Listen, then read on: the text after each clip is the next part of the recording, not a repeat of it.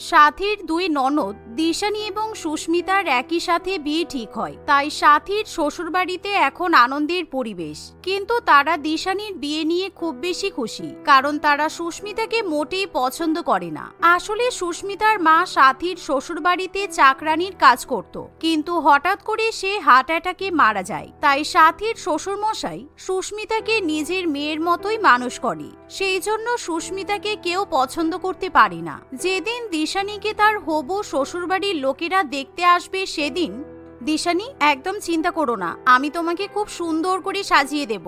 আমি বিয়ের সময় অনেক মেকআপ করার জিনিস গিফট পেয়েছি, আমি ওগুলো দিয়ে তোমাকে একদম রানীর মতো সাজাবো। হ্যাঁ বৌদি, তুমি আমাকে সুন্দর করে সাজিয়ে দাও তো, যাতে আমার শ্বশুরবাড়ির লোকেরা আমার থেকে চোখ ফেরাতেই না পারে। আর হ্যাঁ সুস্মিতা, আমাকে যখন ছেলেপক্ষ দেখতে আসবে তখন তুই কিন্তু সামনে যাবি না বলে দিলাম।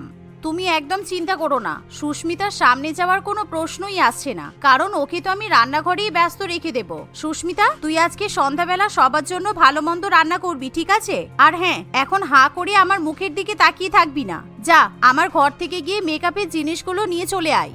এই শুনে সুস্মিতা তার বৌদির ঘর থেকে দামি দামি মেকআপ প্রোডাক্টগুলো নিয়ে এসে দেয়। সাথী সেগুলো দিয়ে তার বড় ননদের মেকআপ করতে শুরু করে। অন্যদিকে সুস্মিতা রান্নাঘরে গিয়ে রান্নাবান্নায় লেগে পড়ে। সন্ধ্যাবেলা ছেলেপক্ষ দিশানিকে দেখতে আসে। রাহুল দিশানিকে দেখে পছন্দ করে। কিছুক্ষণের মধ্যেই তারা যখন বিয়ের দিন পাকা করার বিষয়ে কথা বলতে শুরু করে, তখন বাইরে সবাই ব্যস্ত আছে। এখন যদি আমি খাবার নিয়ে যাওয়ার জন্য বৌদিকে কিংবা মাকে ডাকি, তাহলে ওরা আমার উপর রেগে যাবে। আমি বরঞ্চ গিয়ে খাবারটা দিয়ে আসি। এখন তো দিশানির বিয়ে ঠিক হচ্ছে, তাই আমার মনে হয় না আমি যদি ওদের সামনে যাই তাহলে কোনো অসুবিধা হবে। এই বলে সুস্মিতা যখন সবাইকে খাবার পরিবেশন করতে যায়, তখন রাহুলের একমাত্র ভাই রিতমের সুস্মিতাকে দেখে ভীষণই পছন্দ হয়। আর যেহেতু রাহুল এবং রিতমের পরিবার দুই ছেলের একসাথে বিয়ে দেওয়ার জন্য মেয়ের সন্ধানে থাকে, তাই সুস্মিতাকে তারা খুব পছন্দ করে। বলছি, আপনাদের বড় মেয়ের সাথে আমাদের বাড়ির বড় ছেলের বিয়ে হচ্ছে, এটা খুব খুশির কথা। কিন্তু এই যে আপনাদের ছোট মেয়েকে আমার রিতমের কিন্তু খুব পছন্দ হয়েছে, তাই আমি চাই আমার দুই ছেলের সাথে আপনাদের দুই মেয়ের একই সাথে বিয়ে হোক। এমন কথা শুনে দিশানি, সাথী এবং বিপাশা দেবী হিংসায় জ্বলে ওঠে, কারণ তারা সুস্মিতাকে মোটেই পছন্দ করতে পারে না। এখন যদি তারা শিলা দেবীর কথায় রাজি না হয়, তাহলে হয়তো দিশানির বিয়েটাও ভেঙে যেতে পারে। তাই তারা না চাইতেও রাজি হয়ে যায়। তাই শিলা দেবী এবং তার পরিবার দুই ছেলের বিয়ের দিন পাকা করে সেখান থেকে চলে যায়। দেখলে দিশানি, সুস্মিতা কেমন অসভ্য মেয়ে। ওকে অনেকবার বারণ করা হয়েছিল ও যাতে ছেলেপক্ষের সামনে না যায়, তবুও কারোর কথা শুনলো না। আসলে কি বলতো, তোমার প্রতি হিংসা। তোমার বিয়ে হয়ে যাবে, ও বাড়িতে বসে চাকরানির কাজ করবে, এটা তো হয় না, তাই আজকে এরকম করলো। তুমি ঠিক কথাই বলেছো। আমরা দুধ কলা দিয়ে কাল সব পুষেছি। বাবাকে অনেকবার বলেছি ওকে ঘাড় ধাক্কা দিয়ে এই বাড়ি থেকে তাড়িয়ে দিতে, কিন্তু আমার বাবা আমার কোনো কথাই শোনে না। অসভ্য মেয়ে একটা। আমি ভাবতেই পারছি না আমাদের দুজনের বিয়ে একসাথে হবে, আর ও আমার শ্বশুর বাড়িতে গিয়ে উঠবে। তোমরা দয়া করে আমাকে এত কথা শুনিও না, আমি আসলে বুঝতে পারিনি। বৌদি, তখন তো তুমি গল্প করতে ব্যস্ত ছিলে, তাই আমি তোমাকে ডিস্টার্ব করিনি। আমি খাবার পরিবেশন করতেই এসেছিলাম। এখন যদি ওদের আমাকে পছন্দ হয়ে যায়, এতে আমি কি করতে পারি বলো? একদম নাটক করবে না। তুমি সব জেনে বুঝে এই ঘটনা ঘটিয়েছো। তুমি কি ন্যাকা নাকি? হ্যাঁ, সবাই মিলে এরকম বললে সুস্মিতার খুব খারাপ লাগে।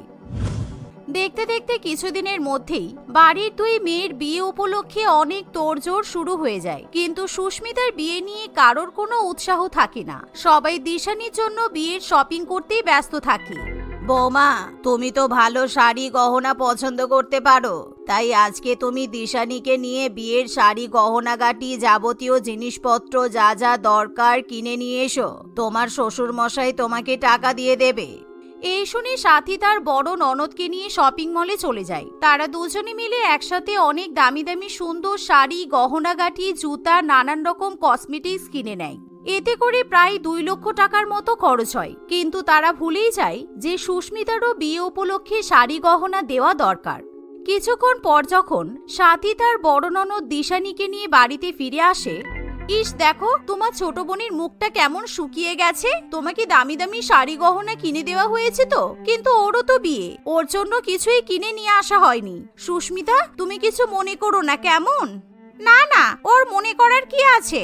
আর ওর এত দামি দামি শাড়ি গহনা পরার যোগ্যতা আছে? কাজের মাসির মেয়ে একটা। এখানে দাঁড়িয়ে দাঁড়িয়ে কি দেখছিস? আমার বিয়ের জিনিসে একদম নজর দিবি না। যা গিয়ে আমার জন্য রান্না বান্না করে নিয়ে আয়। না না, আমি কোনো জিনিসে নজর দিচ্ছি না। তুই বিয়ে উপলক্ষে দামি দামি শাড়ি গহনা কিনেছিস, আমি তো খুশি হয়েছি। আর আমার কিছুই লাগবে না। আমার মা মারা যাওয়ার আগে আমাকে কিছু শাড়ি আর গহনা দিয়ে গিয়েছিল, আমি বিয়ের সময় সেগুলোই পরে নেব। এই বলে সুস্মিতা কাঁদতে কাঁদতে রান্নাঘরে চলে যায়। দেখতে দেখতে এভাবে আরো কয়েকটা দিন কেটে যায়। একদিন রাত্রিবেলা বিপুল বাবু লোকচক্ষুর আড়ালেই সুস্মিতার জন্য একটা দামি শাড়ি এবং সোনার নেকলেস কিনে নিয়ে আসে।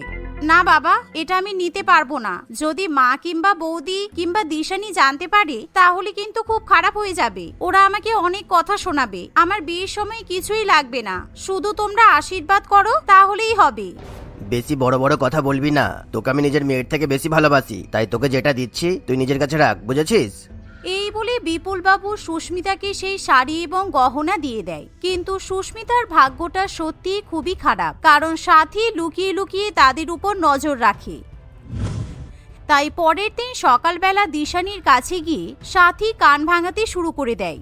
দিশানি, আমার মনে হয় তোমাদের বাড়ির ওই পুরানো কাজের মাসির সাথে তোমার বাবার কোনো চক্কর ছিল, সেই জন্য তোমার বাবা সুস্মিতাকে এতটা ভালোবাসে। না হলে কালকে রাত্রিবেলা লুকিয়ে লুকিয়ে সুস্মিতার হাতে কেন দামি শাড়ি আর গহনা তুলে দেবে? কি বলছোটা কি বৌদি? বাবা এই কাণ্ড ঘটিয়েছে? দাঁড়াও, আজকে বাবার একদিন কি আমার একদিন। আমার বিয়ে উপলক্ষে বাবা লক্ষ লক্ষ টাকা খরচা করছে ঠিক আছে, কিন্তু ওই বদমাইশ মেয়েটাকে জিনিসপত্র দেওয়ার কি দরকার? এই বলে দিশানি তখনই সবার সামনে তার বাবাকে খুব খারাপ খারাপ কথা শোনাতে শুরু করে, যার ফলে বিপুল বাবু রেগে গিয়ে বলে, তোর বিয়ে উপলক্ষে আমি তোকে লক্ষ লক্ষ টাকা শাড়ি গহনা সবকিছু দিয়েছি, কিন্তু সুস্মিতা আমাকে কিচ্ছু বলেনি। আর সুস্মিতাকে সামান্য একটা শাড়ি গহনা দিয়েছি বলে তুই আমাকে এতটা অপমান করছিস মা? হ্যাঁ ভালো করেছি। সুস্মিতা তোকে বাবা যে শাড়ি আর গহনা দিয়েছে সেটা তুই আমাকে দিয়ে দিবি, কারণ তোর ওইগুলো পরার কোনো অধিকার নেই। এখনই নিয়ে আয় বলছি। সুস্মিতা কাঁদতে কাঁদতে সেই শাড়ি এবং গহনা নিয়ে এসে দিশানিকে দিয়ে দেয়। এভাবে যতই বিয়ের দিন এগিয়ে আসতে থাকে সবাই মিলে সুস্মিতার উপর ততই অত্যাচার করতে থাকে।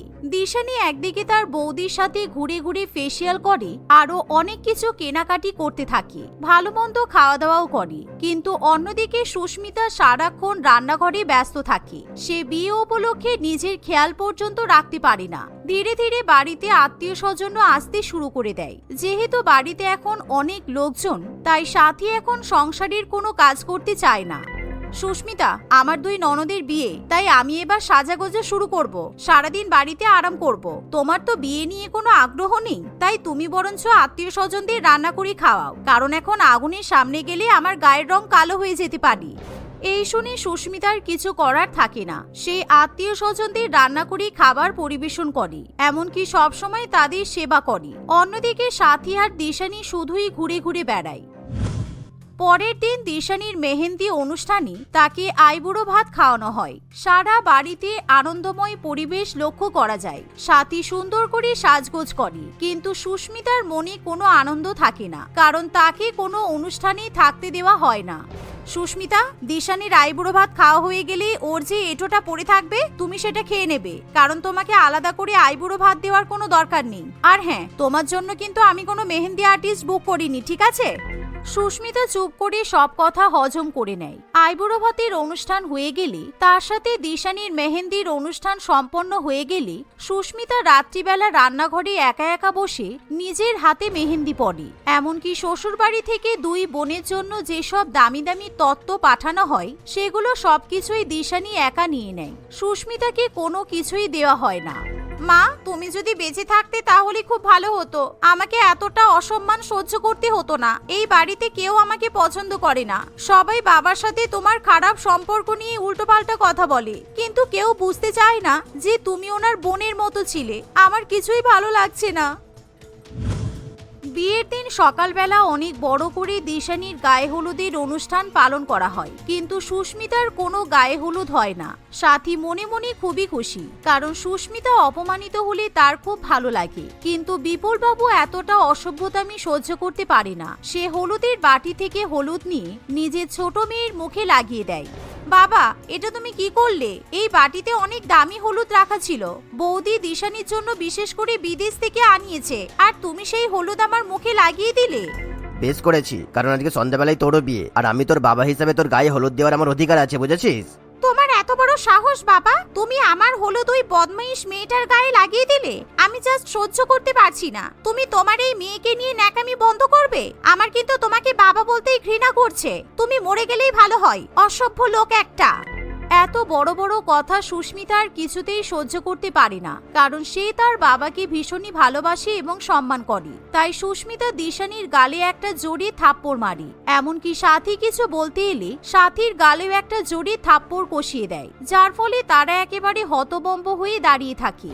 এতদিন তোমরা আমাকে অনেক অপমান করেছো, কিন্তু আমি কিছু বলিনি। আজকে তোমরা আমার বাবাকে অপমান করেছো, তাই আমি সহ্য করতে পারলাম না। তোমরা হয়তো জানো না যে বাবা এই বাড়ির দলিল কিন্তু আমার নামে করে দিয়েছে। আমি যথেষ্ট ভদ্র বলে তোমাদের কিছুই বলিনি। আজকে বলতে বাধ্য হচ্ছি, তোমরা সবাই এই বাড়ি থেকে বেরিয়ে যাও। আর দিশানি, বিকেল বেলা তোর কিভাবে বিয়ে হবে তুই নিজেই বুঝে নিবি, কারণ এই বাড়িতে শুধু আমারই বিয়ে হবে।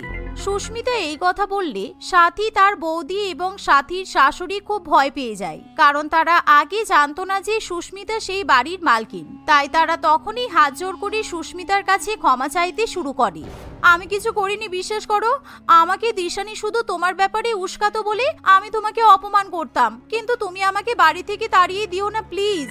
সাথীর এমন কথা শুনে দিশানি একেবারে অবাক হয়ে যায়। তাই তখনই সে তার ছোট বোনের পায়ে ধরে ক্ষমা চাইতে থাকে। এমনকি তারা বিপুল বাবুর কাছেও ক্ষমা চেয়ে নেয়। শেষ পর্যন্ত সুস্মিতা তাদের ক্ষমা করে দেয়। তারপর থেকে তারা সুস্মিতাকে আর একটাও খারাপ কথা বলার সাহস পায় না। সন্ধ্যাবেলা দুই ননদের ধুমধাম করে বিয়ে হয়ে যায়। সীতা দেবীর বাড়িতে তার বৌমাদের মধ্যে প্রতিদিনই কিছু না কিছু বিষয় নিয়ে ঝামেলা লেগেই থাকতো। সীতা দেবীর 4 বৌমা অনুরাধা, আলকা, রিম্পা ও শ্রাবণী ছিল, কিন্তু তাদের মধ্যে বেশিরভাগ সময় বড় বৌমা অর্থাৎ অনুরাধাকে চেঁচাতে শোনা যেত। কি কি কি ছোটদার মেয়ে দেখা হচ্ছে আর আমি জানি না? কেন আমাকে বললে কি আমি ছোটদার বিয়েতে ভাঙচি দেব নাকি, যে আমাকে জানানো হচ্ছে না? না বর্দি, এখানে ভাঙচি দেওয়ার কোনো প্রশ্নই ওঠে না, কারণ মণিমালাকে ছোটদা নিজেই পছন্দ করেছে, আর ওর পছন্দতেই বিয়েটা হচ্ছে। তুমি একটু চুপ করো। এই ভালোবেসে বিয়ে করাটাই সব থেকে ভুল। তোমাদেরও তো একই কেস, তাই তোমরা সাপোর্ট করছো। কোথায় কেমন মেয়ে হবে, তাদের পরিবার কেমন হবে, এখন দেখো আবার তোমাদের 3 জনের মতো ভিখিরি বাড়ির মেয়ে না হয়, তাহলে তো আমাদের বাড়ির সম্মানটাই নষ্ট হয়ে যাবে। আরে না বৌমা, ওই ভুলটা আমি আর দ্বিতীয়বার করব না। আমি আগেই জেনে নিয়েছি মণিমালার বাবা প্রতাপ বাবু খুবই ধনী, তোমার মতো ওদেরও পরিস্থিতি ভালো, আর তাই তো আমি এই বিয়েতে রাজি হয়েছি। নরেনের বাবা বেঁচে থাকতে যা ভুল করার করেছি, আবারও বাড়িতে গরিব বাড়ির মেয়ে নিয়ে আসবো, এটা তুমি ভাবলে কি করে? সীতা দেবীর মুখের কথা শুনে আলোকা, রিম্পা ও শ্রাবণীর মন খারাপ হয়ে যায়, কারণ তারা সত্যি সত্যি দারিদ্র বাড়ির মেয়ে ছিল।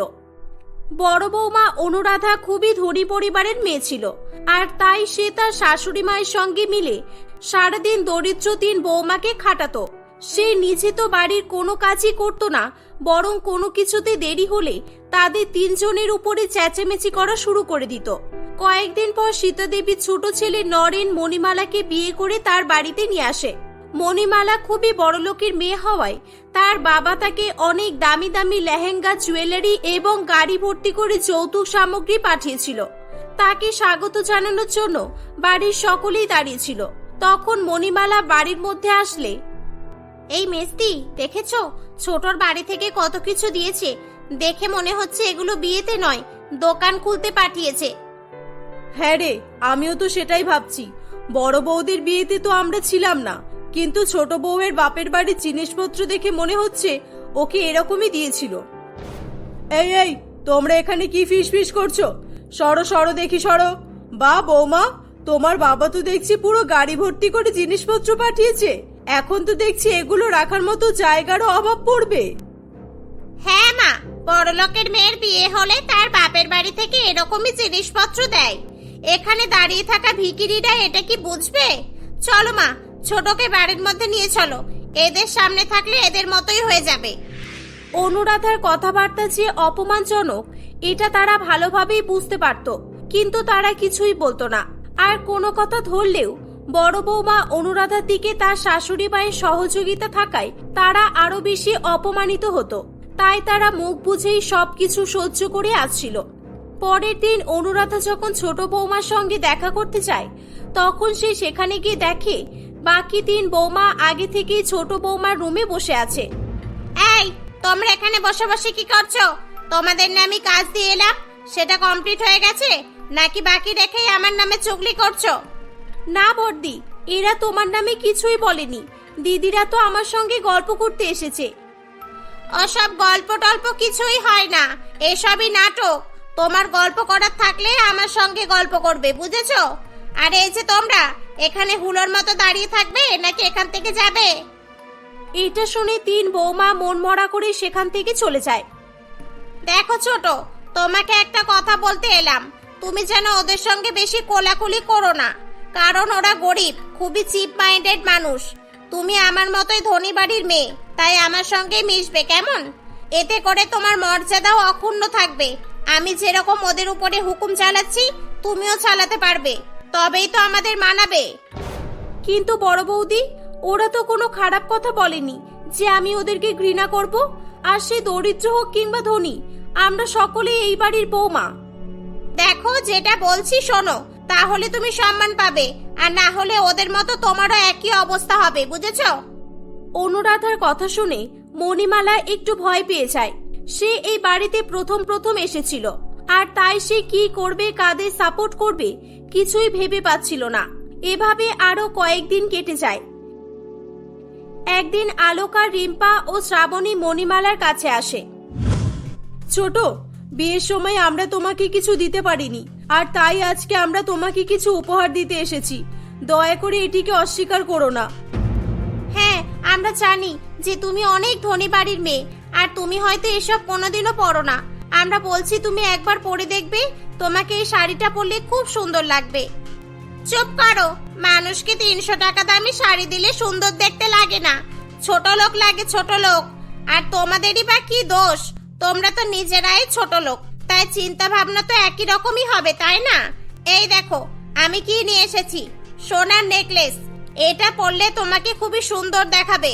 ওসব ফিরিয়ে দাও ছোট, আর আমার সঙ্গে চলো। আমার আলমারি ভর্তি বেনারসি শাড়ি আছে, তোমার যেটা পছন্দ হবে তুমি সেটাই নেবে।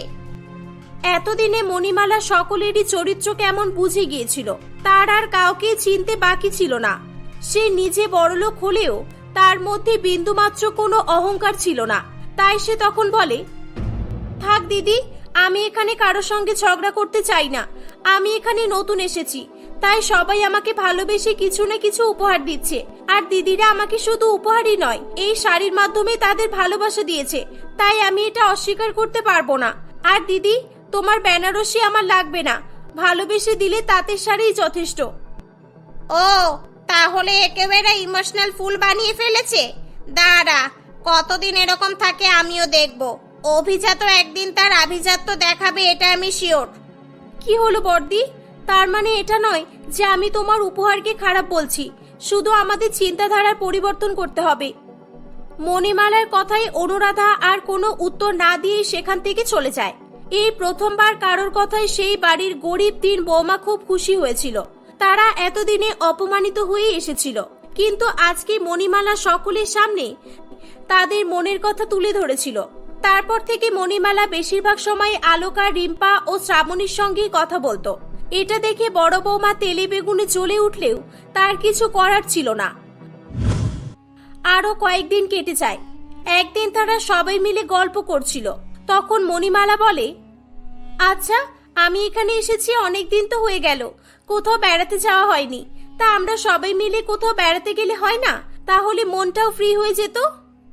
হ্যাঁ, এই তো সময় এসেছে। এবার আমিও দেখি ওই ভিখারিগুলো কিভাবে বেড়াতে যেতে পারে। ওদের কাছে তো টাকাও থাকে না। না ছোট, আমি বেড়াতে যাব না। তোর ইচ্ছে হলে তুই সবার সঙ্গে গিয়ে ঘুরে আয়। কেন যাবে না? ও, কাছে টাকা নেই বুঝি? কি আমি ধার দেব নাকি ছোটর কাছ থেকে চেয়ে দেব?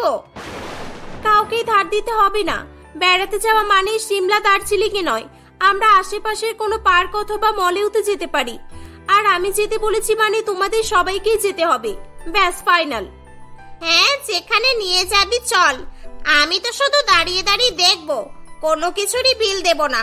3টে ভিখারিকে কত দয়া দেখাতে পারিস আমিও দেখব। তুই যতই মায়া দেখাস না কেন ছোট, শেষে কিন্তু বিরক্ত হয়ে তোকে আমার দলেই আসতে হবে। হ্যাঁ। এভাবেই অনুরাধা দাঁড়িয়ে দাঁড়িয়ে ভাবছিল, আর মণিমালা বাকি 3 বৌমাকে যাওয়ার জন্য জোর করেই যাচ্ছিল। এমনকি সে তাদের সকলের খরচ বহন করতেও রাজি ছিল। মণিমালার অনুরোধে তাদের না করার মতো আর কোনো পরিস্থিতি ছিল না। তারা সেদিনই 5 বৌমা মিলে ইকো পার্কে ঘুরতে চায়। সেখানে গিয়ে অনুরাধা একটা টাকাও বের করে না, একা মণিমালাই সমস্ত খরচ বহন করে। এতেও মণিমালা কিছু মনে করে না। সে খুশি মনে ঘুরে বেড়ানো থেকে শুরু করে হোটেলের খাওয়া দাওয়া সবকিছুরই বিল পে করে। শেষে তাদের বেড়ানো কমপ্লিট হয়ে গেলে তারা বাড়ি আসার জন্য রাস্তায় হাঁটছিল। তখন তারা একটি বরফ গোলাওয়ালাকে দেখতে পায়। এই ছোট, ওই দেখ বরফ গোলা। কতদিন পর আমি বরফ গোলা দেখলাম তার কোনো ঠিক নেই। সেই যখন স্কুলে পড়তাম তখন স্কুলের ধারে রমেশ কাকুকে বরফ গোলা বিক্রি করতে দেখতাম।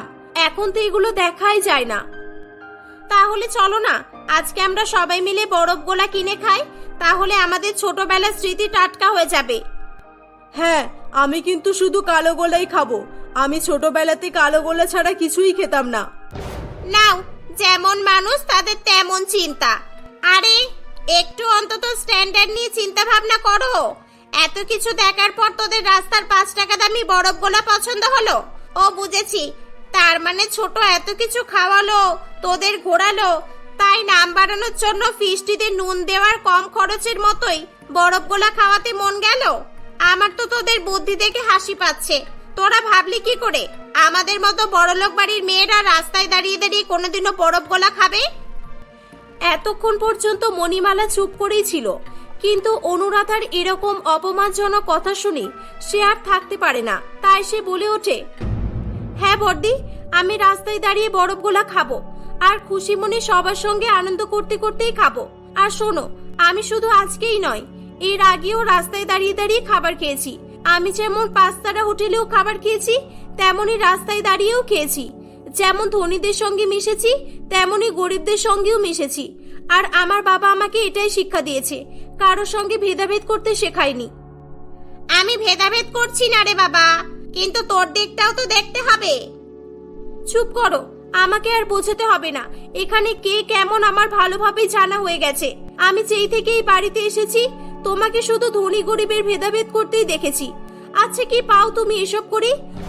ধন সম্পত্তি কি কাজে লাগবে শুনি, যেখানে মারা যাওয়ার পর সবাইকে খালি হাতেই যেতে হয়? এই বলে মণিমালা খুশি মনে তাদের সঙ্গে বরফ গোলা খেতে চলে যায়। এদিকে অনুরাধা অপমানিত হয়ে সেখানেই দাঁড়িয়ে থাকে। সেদিনের পর থেকে তারা কেউই আর অনুরাধার সঙ্গে কথা বলতো না। এভাবে কয়েকদিন চলতে থাকে। শেষ পর্যন্ত অনুরাধা নিজের ভুল বুঝতে পারে এবং সে তাদের সবার কাছে এসে ক্ষমা চায়। তারা সবাই অনুরাধাকে ক্ষমা করে দেয়।